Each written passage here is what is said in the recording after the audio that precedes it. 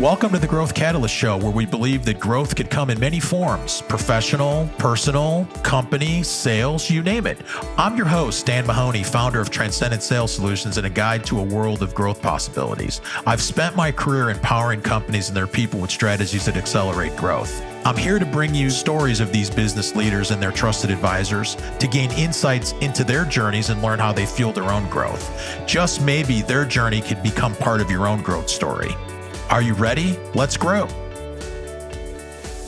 Welcome to the next episode of the Growth Catalyst Show. I'm your host, Dan Mahoney, and I am very excited to have my next guest here today. Jill Heineck is the founder of Heineck & Company and is a 20-plus year veteran in the Atlanta real estate market. She has built a team with an extensive experience from her background and is committed to a mission to deliver the most engaged and transparent real estate experience. Partnering with Keller Williams, Jill currently serves as a certified divorce real estate expert, Southern Ambassador for KW Relocation, and is part of the KW Sports and Entertainment Division. Jill, welcome to the Growth Catalyst Show. Thanks for having me. It's great to have you. It's good to always see you. And I'm looking forward to learning a little bit about your background and, more detail about what you do. I love getting ready for the shows because I do research and we've known each other for many years, but I always learn things about even people I've known for years that I didn't know about. So first thing, and I'm embarrassed to say I don't know, you didn't grow up in Atlanta, did you? No, I grew up on Cape Cod and went to college in Boston and then migrated south like many did around 94. Okay, so I thought it was Boston because I saw that you went to Simmons University. And then the other thing, and you know how terrible I am at butchering names, okay, because you've seen me, but you were at the Universidad de Sevilla Spanish studying, and I know I totally just butchered that. You could fix it for me, but you were studying Spanish culture. Yes, Spanish culture and history for a semester, junior year abroad. And I barely passed by the hair of my chinny chin chin because our professor was this old school Andalusian Spanish professor who didn't speak a lick of English. And he had the thickest accent and he had a giant mustache. And so you could not even read his lips. You could barely try to make the sound. And he had no patience for American students. It was like clawing us. But trust me, I don't regret a thing about that semester. So you couldn't read the mustache. Could not read the mustache, could not hear through the mustache. I was just begging to pass. So with that communications and studying culture, which, I mean, again, I studied marketing in college are way on the different sides of the spectrum. What was your plan kind of coming out of college? I wanted to be in advertising and public relations, probably more public relations than anything. And so I did a lot with journalism. I was on the school paper. I was on the yearbook staff. Had 5 different internships where it would help me to, kind of hone those writing skills, be able to write short, very succinct press releases and articles. So that's my goal was to come out doing public relations for the most part. And you know what? I would have never thought that you were from Boston. I know you had roots in Boston because you definitely don't have the Boston accent. How long did it take you to lose that coming south? Honestly, I never really had it. I guess growing up on Cape Cod, I didn't really get that accent. So growing up in Boston, if you grew up in the Boston area or north, you'd really hear them park the car. But when I came to Atlanta, everyone thought I was from New York because they didn't have the distinct knowledge of what parts of New England you could come from or the north, and what those accents sounded like. So I was always the New Yorker. You didn't have the Southie accent. No. So what did bring you to Atlanta? Back in the early 94, it was the job market. I I was working at Fidelity Investments in downtown Boston. That was my first job out of school. And I loved the team I was working with, but realized being in an institution like that, it was going to take me probably 30 years to get anywhere, particularly as a woman at that time in an institution like that. So I started putting my feelers out to 5 different cities. I sent out 400 resumes. I had 200 interviews. And Atlanta proved to be the most engaged with me as I was pursuing my career. So I had one gal on my team at Fidelity whose best friend was the PR director at Phipps at the time. And she had 40 media contacts that she gave me introductions to. And that's kind of what launched my search and eventually my move to Atlanta. Did you say 200 interviews? I did. Between in person and on the phone, I had 200 interviews. Oh my God. How did you keep them straight? I really didn't. I was cross-eyed by the end. I mean, it was a lot. But I wanted to really kind of figure out what my options were. I looked at San Francisco, Chicago, New York, Miami, Atlanta, and potentially staying in Boston. And I just wherever I got an introduction, I leveraged that into an interview. So you come to Atlanta and then you get into real estate. What was the driver to get in the real estate market from the communications background? It was totally random. I had come down to Atlanta hoping to get this PR position, ended up doing a lot of different internships with advertising and PR firms. And that ended up turning into a really great sales and marketing position with a healthcare staffing company that was based in New York. And 6 months after I got that position, they closed the Atlanta market. So that was fun. So I was back on the job market again after, probably 18 months down here. And simultaneously, while I was working in that role, I was also earning my physical, like I was doing personal training and earning certifications. So I had earned over the 18 months 5 certifications in personal training and teaching aerobics and all that good stuff. So I ended up launching a personal training practice for 3.5 years. And while I'm doing that, my husband, who is a former college NCAA basketball player, was playing pickup ball at the local gym with some guys who were former NBA guys, and they were picking up properties and rehabbing them and flipping them. So he's like, why don't we do that? So we tried. My first attempt before my license in real estate was this old property down in West End, Atlanta. A wholesaler sold it to us. We really thought we were going to be like these, use other people's money and try to leverage that knowledge and buy a piece of property, use our blood, sweat, and tears, fix it up, flip it, and make a nice profit. So just remember, we're really young when we're doing this, and we're both working full time. My husband was teaching, coaching, and running a painting company. I was running my personal training practice.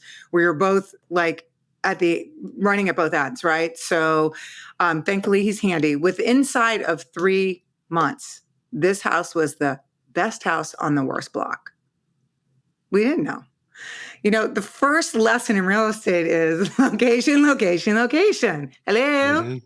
So we learned by doing, and this wholesaler knew exactly what he was doing. And unfortunately, we were the victims of that.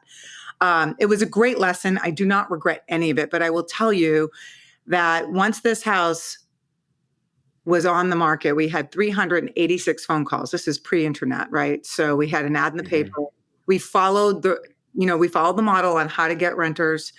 But the families that I showed the property to would never live on that block. The kingpin crack dealer was across the street, lying across his hood with a wife beater, drinking out of a, paper bag. It was not pretty. And so I don't blame them.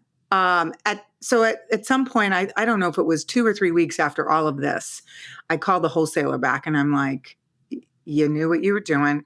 I need your help. You have to help me find someone who knows this neighborhood, who understands this neighborhood, and is willing to buy it for the note. At this point, I'm okay. I'm okay with just getting it off my balance sheet. And so he found an investor who happened to grow up in the neighborhood, who had a few other properties in the area, and she literally picked it up. And she's like, in no time at all, I'm going to have this rented, and this is no problem. We'll take it off your hands. And sure enough, she took it off our hands. We were so like relieved. And we hear through the grapevine, the investor's grapevine, that she's had to evict like 4 or 5 times in the first maybe 6 months. And she Oh my God. took it over. So, but at that point, we had learned our lesson, hard lessons, expensive lessons, but lessons nonetheless. And I was kind of sharing this experience with my mother over the phone one day, and I think it was later in '95, and she said, "Why don't I give you the real estate course? It sounds like this is something that you feel like you could help other people like avoid these mistakes." And she was absolutely right. That was something I wanted to do. So went right into real estate school while I was still working full time, and got hired by a local boutique agency here, and started doing my educational onboarding with them while I was kind of wrapping up my other, and the rest is history. So January of '98, I became fully licensed and ready to roll. So over 25 years now. Mhm. So as I was reading your profile, something that really caught my eye, I think it was on LinkedIn, and it said, survived 3 financial crises and 3 bouts of cancer, and I'm still here. And I think that says a lot about you as a person and as a entrepreneur. Yeah, I mean, you definitely have to have a thick skin in all senses of the word to get through something like a financial crisis. Getting through high interest rates or high inventory, low inventory. I went through cancer. I'm currently in my 5th bout right now, and it's a lot. But what real estate has done has shown me who I am, given me a lot of life lessons, learning how to be a really good budgeter and be mindful of your daily activity, because what you do today will predict what happens tomorrow. Will also save you in the end tomorrow. So if you're really focused on the activity and you know what your end goal is and your why for doing it, then you can create the life that you've always wanted and prepare for the things that people say you can't prepare for. Mhm. If that makes any sense. It So does. real estate has really been a blessing in our lives. And one thing I also see on everything from your websites, your LinkedIn profile, some stuff that you send me, you have client experience is written all over everything you do. And I think about that. That's got to be really difficult, especially when you're in those volatile markets and in those challenging times. How do you do that and adapt to that?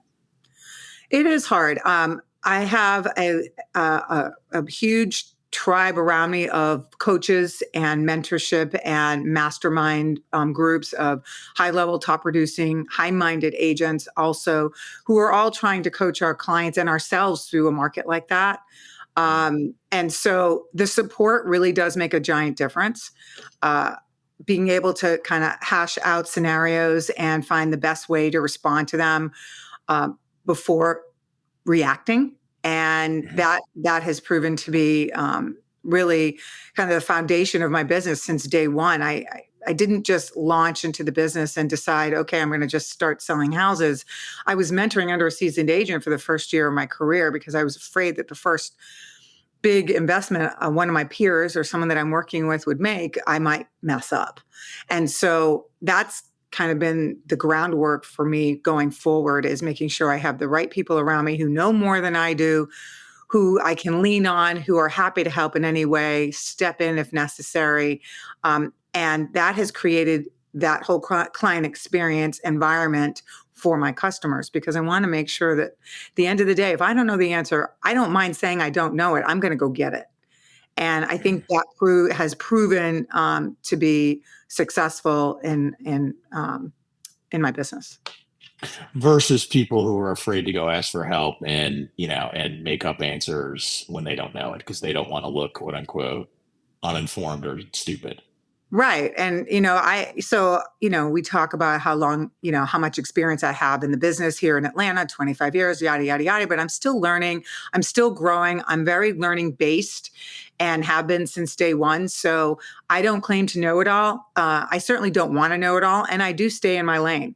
So if it's something that I'm not well versed in, sometimes I'm, referring to other agents and saying, look, I'm not, an industrial realtor. So I'm going to send that business to someone who that's their lane, that's their experts in. And so I am not afraid of doing that. I'm okay with that. There's enough business for everybody, and you should get the expertise that you deserve. Let's take a moment for a quick word from our sponsor. This episode of the Growth Catalyst Show was brought to you by Transcendent Sales Solutions. Whether your company is facing uncertainty, declining sales, or resource limitations, Transcendent Sales has the solution. Their team has decades of experience helping businesses find alignment to meet their growth goals and transforming underperforming sales organizations into revenue-producing market leaders. They take a hands-on, results-oriented approach to solving sales challenges. Visit transcendentsales.com to learn more and subscribe to the bi-weekly Growth Catalyst newsletter for insightful growth strategies. Transcendent Sales Solutions, empowering businesses to reach new heights. And now, back to the show. And I want to get into some of the new things you're doing in a second, but just about the current market as we sit here. I mean, I guess, I don't know. It depends who you talk to. We could be considered we're in a crisis. I think there's still inventory issues. I know interest rates are, they're not 3% or 2.5%, which they were. I think now they're about 7. I mean, I remember when I bought my first house, and I'm proud to say I've never rented in my life. I've owned a house my entire life since I was 22 years old. I bought my first house at I was jumping up and down. I think it was 11 and a half. So, but again, talking about volatility over 30 years ago, I mean, what do you see the market right now in the Atlanta area? And get to some of your thoughts. Well, my email and my texts are blowing up with properties coming on the market literally on the hour right now. So we see some more inventory is definitely coming into the market on a more consistent basis than over the last several years. Interest rates, depending on your personal circumstance, are hovering somewhere in the high 5s. Okay. Depends on you. You can go on to the web and find blanket interest rates, but your particular interest rate will be dictated by your personal financial circumstance. So if you have great credit and you have low debt to income ratios and things of that nature, you're going to get the best rate possible. And the more money you put down, the better the rate. So, but then, even if you're not putting down a lot of money, there are still programs out there that you can still leverage to get into a property so that you aren't paying rent anymore. The goal is, if you're going to pay that kind of rent, or you're paying rent of any kind, you want to be paying it to yourself towards an investment. You can eventually, build equity. And, most people find, or if you do any kind of research on investing and renting, the people who you're paying the rent to are the ones who are building wealth. So yeah, you want to be the person who is collecting the rent or paying yourself that. That's the.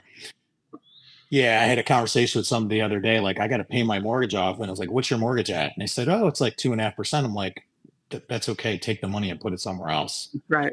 2.5% is cheap money. That's right. And we're probably never going to see those days again. So unless you have to move, you're probably not going to move unless it's something that you have to do for a job or for a family reason. That's what we're finding. That's why there's such low inventory. I mean, because if you're sitting at 2.5%, 3.5%, unless you have a real motivating factor, you're not going to give that up.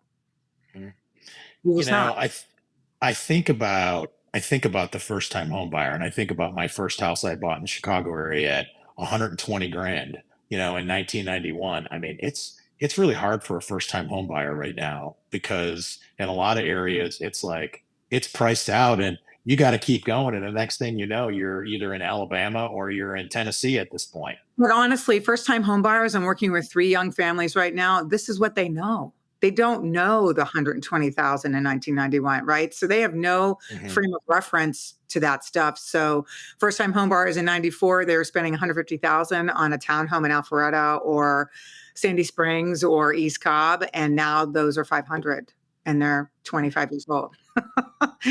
So, but we're finding, first time home buyers are on average spending between 550 and 650 on their first house. Hmm.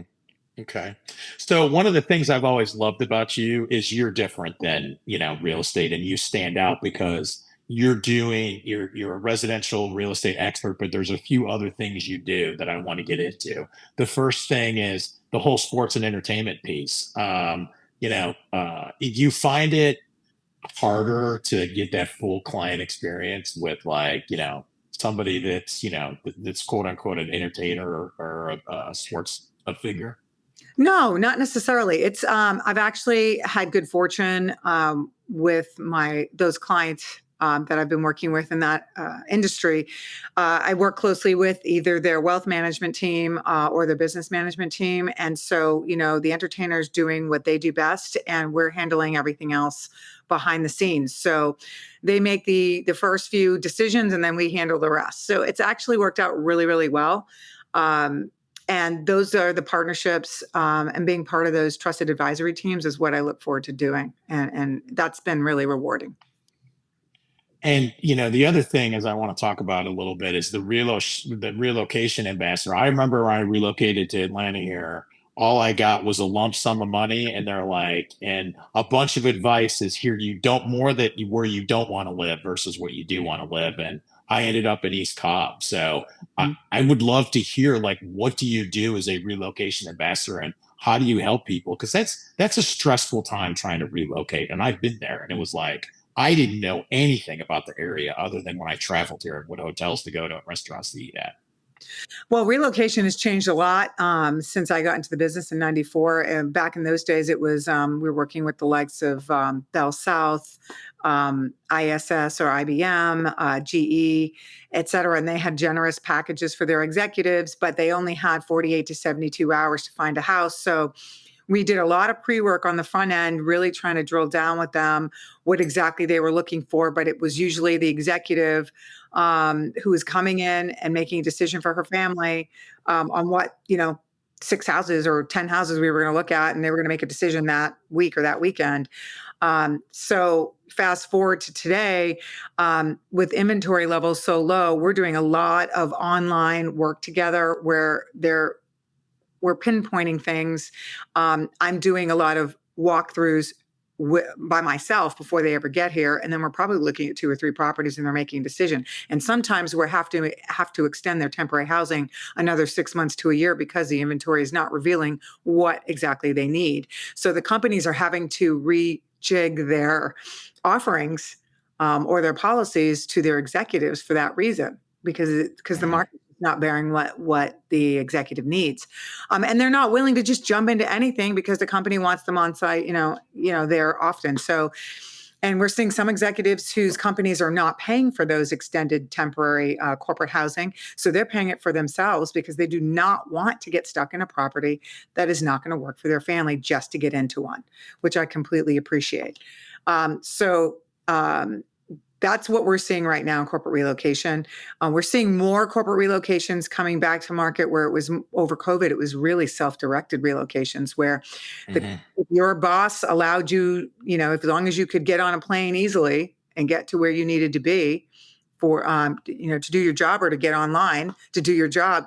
Typically, your boss was saying, "Okay, live where you need to live. If you need to be near, your children or an elderly parent, so be it." But now things are kind of Mhm. changing a little bit with return to work. And, people who had been living elsewhere for 3 or 4 years might have to now go back closer to the office. So, Mhm.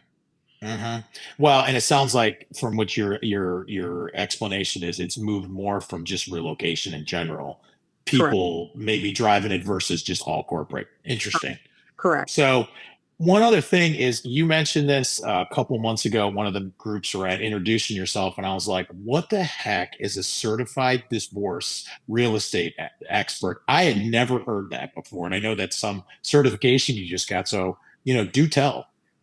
So this is a relatively new designation, and it is comes through the Alumni Institute and was started by a realtor in California, whose business since 2006 has been solely working with divorcing couples. And her business morphed over the years.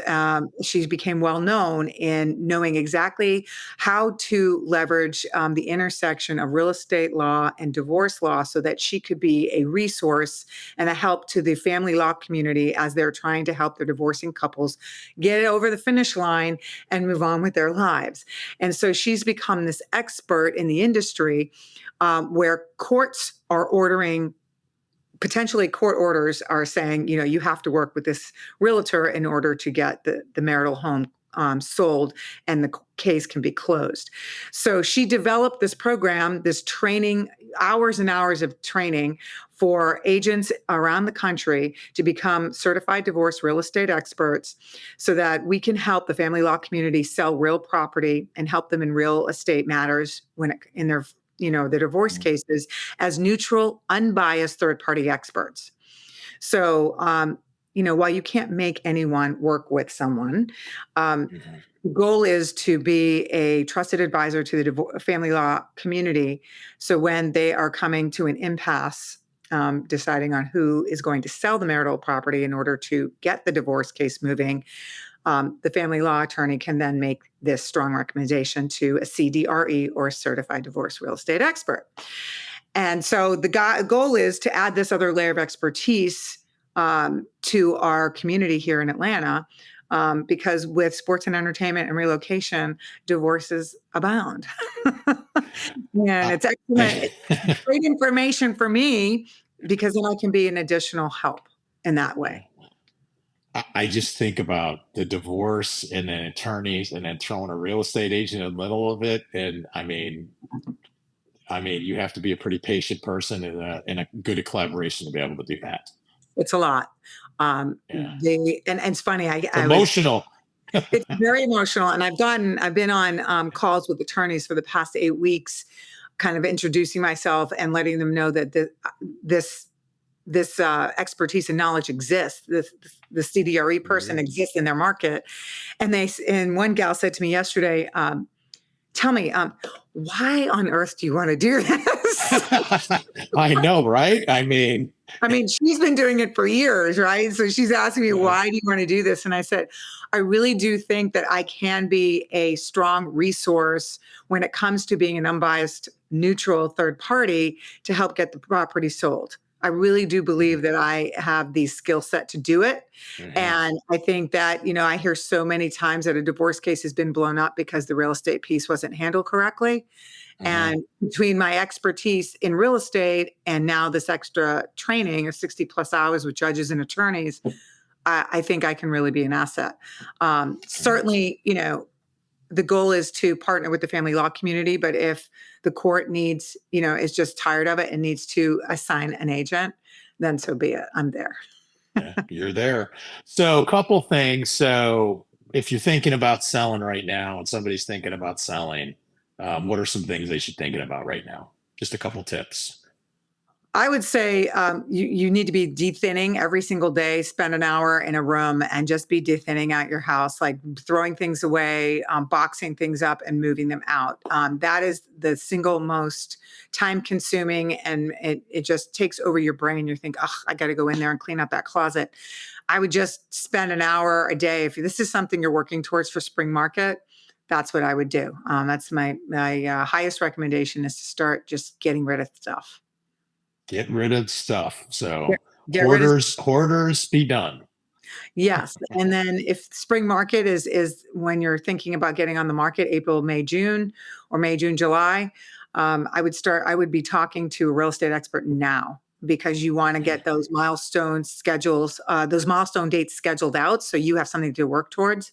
We usually come up with an ETA or a live date when we want to be on the market, and then I send out a milestones calendar showing you the dates of when things need to be done by drop dead dates, so to speak, so that you have something to move. Now, granted, dates are always fluid based on life, right? You have to travel, something happens with family, you have to move the dates, that's fine. But let's start with kind of a goal date and then move back from Mhm. there. And then the flip side, thinking about maybe buying right now. What's So your advice? Couple nuggets. I would say certainly if this is not going, if it is a cash purchase, then make sure you're talking to your wealth management team and verify that the cash is indeed available. We do have to provide a proof of funds with every offer we make. And on the flip side, with from a lending perspective, if you're going to finance it, which theoretically, if you have great credit and your financial standing is great as well, then you probably can leverage a lower interest rate, which I would recommend, not necessarily using all your cash to purchase if necessary. But you could probably put 20% down, but get that conversation going with your lending professional now so that when the property does appear on the market, you can pull the trigger when and have all your ducks in a row. Jill, I love talking to you about real estate and talking about the market because you're so confident and so knowledgeable. If someone is listening to this and is interested in learning more and connecting with you or someone on the Heineken Company team, what's the best way to do that? Best way really is to email us at my email address, jill@heinekencompany.com, or give us a call at the office at 404-418-9157. Jill, I appreciate you taking time appearing here today on the Growth Catalyst Show, and I wish you all the best and thank you for all the information you gave to everybody today. Thanks for your time. And that's a wrap for today's episode of the Growth Catalyst Show. Remember, you can take these stories of growth and make them part of your own journey. Learn from them, draw inspiration, and let them guide your path of growth. I'm your host, Dan Mahoney, and I look forward to our next journey together. If you've enjoyed the show, please subscribe and leave a review. Until next time, keep growing.